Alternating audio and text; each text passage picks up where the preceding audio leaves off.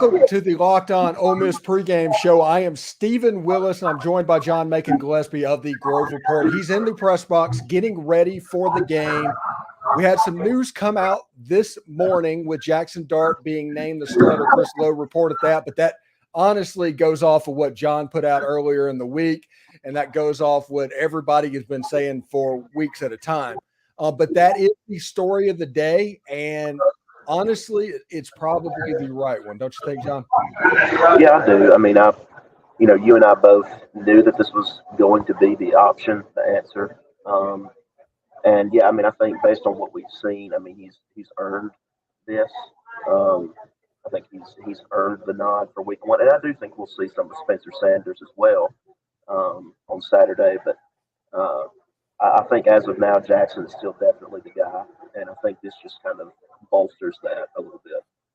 Yeah, the funny thing is there was a basically hype video / highlight that was put out on social media by Jaxson Dart today, which tells me one thing, and you can tell me if I'm wrong there. That took a while to put together. Jaxson Dart has had an idea about this for a while. Yeah, and I mean that's been the rumbling behind the scenes a little bit that he did know, and maybe he did, maybe he didn't, but that's kind of been the word that he probably already knew, kind of like the rest of us. So, and I mean, it makes sense, and I know it has to feel good for him to get that nod in week one. Yeah, we did an episode. Our Friday episode is the Why Ole Miss Wins episode, and it doesn't matter who Ole Miss is playing. I'm going to do a Why Ole Miss Wins episode, but we did it for Mercer, and we didn't necessarily concentrate on the actual score of the game and things that happen there. Is what needs to happen within the game that becomes important for the Ole Miss Rebels. Now, what in your mind, John, are the 2 or 3 things that Ole Miss football needs to do today? Well, I mean, first, I would say sticking with quarterbacks. I mean, you do want Jaxson to look sharp and be, healthy going into week 2. I mean, that's bar none. Get him off the field, even if the score gets out of hand. That's what I would say. Number one. Number 2, I am interested in the tight end position. I want to see some stuff there. Just kind of how they all look with everything that's kind of been going on. And 3, I think the defense is obviously going to be a focal point. It's lesser competition, but how does Pete Golding's defense look in its first real game test? And those will be the 3 things I'm kind of keeping an eye on today. Yeah, it should be really interesting to do. Now, I do caution Ole Miss fans. Now, Ole Miss should go out there and win the game. And if something goes wrong, and we are still talking about this game on Tuesday, we have other problems that we need to discuss from that point on. But if this is a game that ends up like 31-3 or 31-10, that is not a catastrophic result for Ole Miss. This is going to be an extremely vanilla Ole Miss game. They're going to try and keep some bullets in the gun for the Tulane Green Wave and eventually for the Alabama Crimson Tide. Now, we want this team to operate efficiently. That is what you need to look for today. Is 11 lined up on the field? Is 2 players with the same number lining up on a 4th down to give the other team a first down? That was absolutely, yeah. They call him Sunbelt Billy for stuff like that. And that is ridiculous. But that type of stuff, Ole Miss needs to be clean early, because the only way that really Ole Miss can lose this game is if it gets really operationally unsettled, don't you think? Yeah, I do. And I mean, I think when the talent difference is what it is today, that's pretty much the case. I mean, you have to beat yourself, basically, and you have to beat yourself badly. And those mental errors and things like that, that's the thing you have to avoid. Now, the depth chart came out today, and Ole Miss famously did not release one on Monday. So this was really our first look at the depth chart. And we're going to go over that real quick and some things that might be interesting. Now, there's a ton of oars on this thing. You can't really take this as face value, but this will give you an idea of certain things moving forward. The first thing we notice is that we saw the guess that Trey Harris and Aiden Williams was kind of lining up in the same position. That's not entirely true. It looks like it's Trey Harris and Jalen Knox. And then you've got Dayton Wade and Aiden Williams on the outside. I thought maybe Jordan Watkins might play outside, but it looks like Dayton Wade is out there And in the slot is George Watkins, Braylon Brown, and Caden Lee. What do you think of the kind of that lineup and how Ole Miss might come out in the passing game? Man, I think it looks really good, just in my head at least. I think it. I was kind of with you thinking that some of the guys would line up differently than they appear to be on the depth chart. But I really like. I'm really excited to see Aiden today as well. I should have mentioned that earlier. I think that's another big storyline, to see what does he pop today a little bit. Yeah, I'm looking forward to a lot of, Suntarian Perkins, Aiden Williams, AJ Brown, Ahmad Brown, Caden Lee. Those are the 4 freshmen that I'm really interested to see today. And they have a chance to make an impact on this game, even as a young player. The offensive line in this or depth chart, one thing that's interesting is Victor Kern is listed as an or at left tackle, which is there's a couple of decisions on the offensive line that's a little bit different than what we've been hearing. Yeah, and that was the first one that kind of caught my eye. Just kind of scanning here, that was the first. And the O line doesn't get as much publicity as some skill positions, especially when there's been a quarterback competition going on. But that's just as important, right? I mean, knowing, because if there's no protection, there's the offense doesn't work. So that was interesting to me too, seeing that or at left tackle. Then if you look at tight end, there's oars all over the place, other than Caden Prescorn being ahead. But there's rumors about whether or not he's going to play if he had some surgery. I haven't heard the final word on that, if he'll be available for this game. If not, you have 3 oars. You have Kyron Heath, who I've heard that even on his own before all this happened had kind of worked his way up to like second on the depth chart. Hudson Wolf has been flashing all camp. And then you have Michael Trigg, who is the ultimate lottery pick, and we're kind of waiting on that light to come on. Today, I think the tight end position will be good for the reps behind Caden Prescorn. I think Caden is going to be the guy moving forward, but we need to have our eye on the other 3 players as well. Yeah, especially if he's not 100%. I mean, if he's not 100%, he's not going to – he probably won't have a high snap count today, if I had to guess. So getting to see what some of those guys behind him look like, that's the focus on tight end for me. Yeah, it should be really interesting, D. Now, and if you look at the quarterbacks, you obviously have the Jaxson Dart or Spencer Sanders. Obviously, Jaxson Dart is coming out first in this game. Actually, John, I heard weird rumors as the week went on, and people will not believe this, and they think that all of this was just a creation of us. And it's because we started hearing really weird things during the week. And one of the things that I heard during the week, and this was supposedly from inside the athletic department, not necessarily true. I'm not saying it's valid or anything like that, but there was a rumor that Jaxson was actually going to be the starter, but he is not going to take the first snap in the game. And they were doing that to play some kind of games. And you see the mental gymnastics that people are going with this void of information. So we have to talk about it because that's all the fan base was talking about. Yeah, and when there is no information presents itself, whether it's accurate or not. That's kind of how I always see it. If there's a void, if there's, if people really, really want an answer to something and there's no official word, the things that you'll get are crazy. And that could happen, I guess, that he could be the starter and not take that first snap, which is weird to say, but it's possible. That is something that would be very Lane Kiffin, I guess. So yeah, it's still on the table, I guess. Yeah. So we'll just have to see. I expect him to take the first snap, but we'll see. All right, for all the Spectrum customers that are out watching the show, just to let you know, Disney has pulled their channels off of Spectrum. They're in the middle of a contract dispute. It's what it is. This is what you need to do, okay? And this is it. If you do this right now, you have time to get it done, and you will see absolutely everything. Go to YouTube TV. Sign up for a 7-day free trial. Whenever you do that, put in your email address and your password. Make sure you can remember those.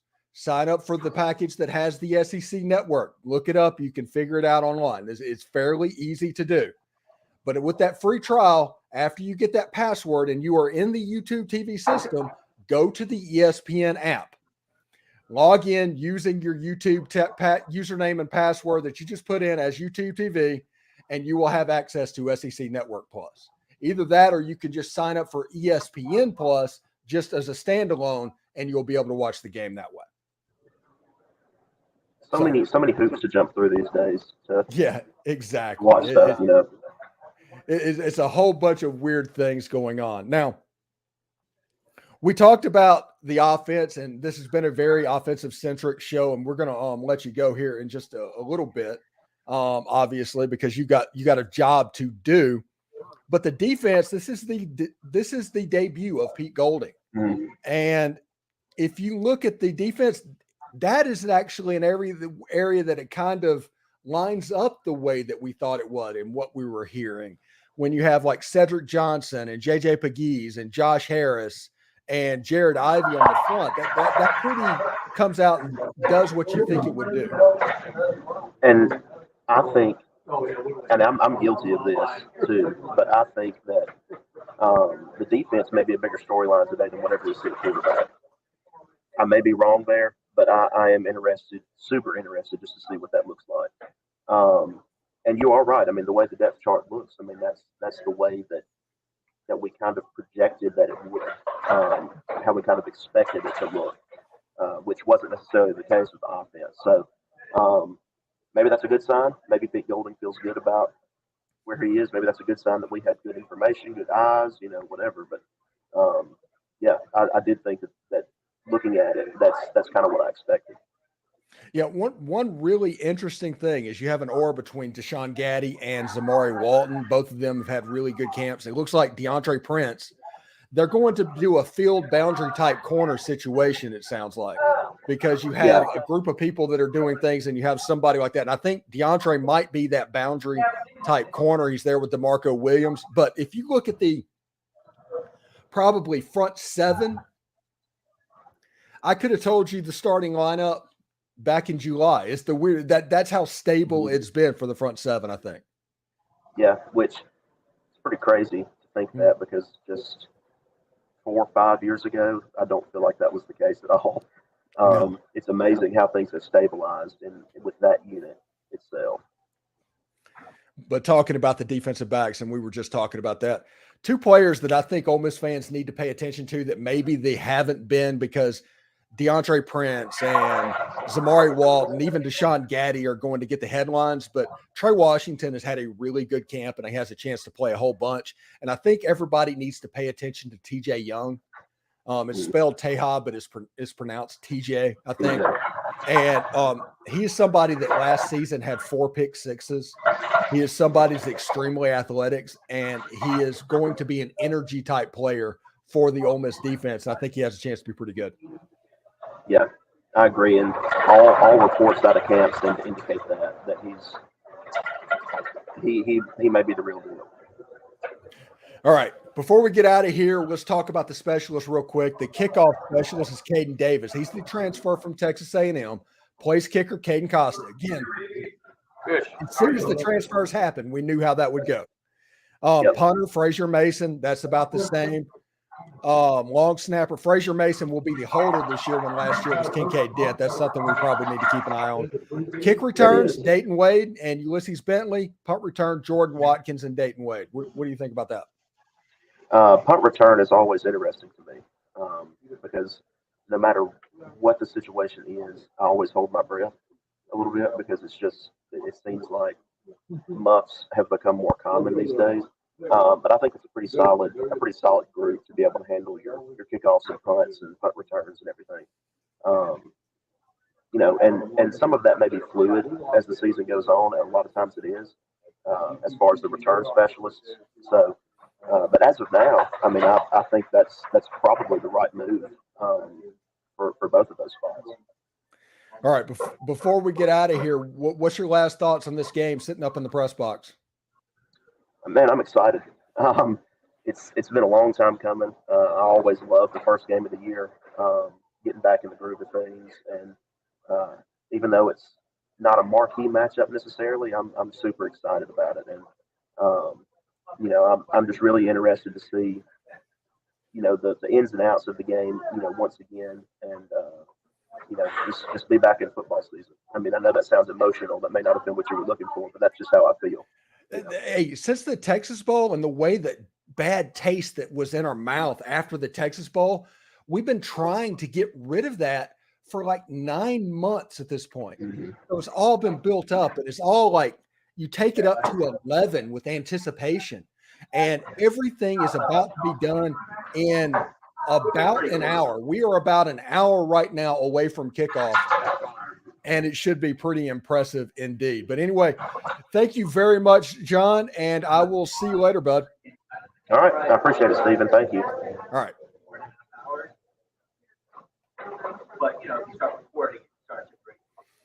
All right, that was John Macon Gillespie from the Grove Report in the press box talking about what he has in store for him for Ole Miss. Now, before I get off of this and before we stop the stream, I do want to let everybody know how to watch the game. I'm going to go over that again because what's going on with Spectrum. It's on SEC Network Plus or ESPN Plus. That is how you can see it. If you want to hear it, you can catch it with the SiriusXM app, channel 81 for the Ole Miss home team broadcast, or you can search the SXM app with Ole Miss or Ole Miss Rebels. The Locked On Ole Miss podcast is on there as well. So SEC Network Plus is based off of your cable subscription. Whatever your login allows you to get access to it. If you can see it on your cable system, you can see it there. If you have Spectrum and you're looking for a way around that without wanting to pay for ESPN Plus, for instance, you can sign up for UTTV. You get a free trial. Most of those streaming services have free trials. Sign up for that free trial. Use that login information. Go on the ESPN app. Log in that way. You can get SEC Plus. Now, if you just want to do the simple way, you can sign up for ESPN Plus. Go to the website, sign up for that, and you can basically do whatever you need to do with that, and you should be able to see it. But it is going to be an option for most of the Ole Miss fans. I do want to thank John Macon Gillespie for coming on the show today. Post-game, 30 to 45 minutes after the game, we will be live again. We will be doing a post-game show again. It'll be just me today, likely. But we'll talk about things that we noticed, the very hot takes, the instant reaction of the game. All of that will be available immediately following the football game. So thank you for tuning in for that. And as always, tell a friend, basically, about the Locked On Ole Miss podcast. Well, all we ask is one, because if everybody that watches tells one person and they watch, all of a sudden we have a show that is getting 5,000 views per episode. And we have a point to elevate even more the voice of Ole Miss fans. So I hope everybody has a good time. Our goal, like I said, and I'm not going to apologize to anything for it, is to be the dominant voice for Ole Miss sports so we can have that voice. It's been way too long that the pay sites have controlled the narrative around Ole Miss sports. I think the other 55,000 fans in the stadium should have a say as well. So we do that. So thank you very much for tuning in. We had a great month. Over 100, I think the final number was 185,000 people tuned in August. Absolutely nuts. Thank you so much. And we're going to keep doing this always. So after the game, tune in here. We will give our hot takes about everything that was going on. Jaxson Dart getting that start. Hey, when Jaxson Dart gets announced here in a couple of minutes on the Jumbotron, let's all erupt. Let's all erupt. Jaxson deserves it. He needs to have the victory lap that I've been calling for a couple of weeks for him to have. And hopefully Jaxson performs well. We'll see. I hope Spencer plays pretty well too, because Spencer's going to play a good bit. Don't think it's a situation where Jackson's just going to come in and do it. Spencer's going to have packages. And then I want to see Walker Howard. I want to see Austin Simmons. I want to see those two ball out in the second half. And I hope Ole Miss, who I think is favored by somewhere in the ballpark of 35 points at the moment. It started at 31. It went immediately up to 35. But it's an FCS game. But it's just one of those things that I'm excited about. So many different things. I do want to thank John Macon for coming on the show today. And, he does a fantastic job, and we like having him around. So anyway, thank you very much for tuning into the Locked On Ole Miss podcast, and we will catch you a little bit later after the game. Sorry we were a little bit early today. John Macon had to go because his press prox duties and all of that. But we're going to try and guess and figure out exactly when to schedule that podcast in the future. So thank you very much for tuning in for that. We will see you immediately after the game. Take care. Hotty toddy.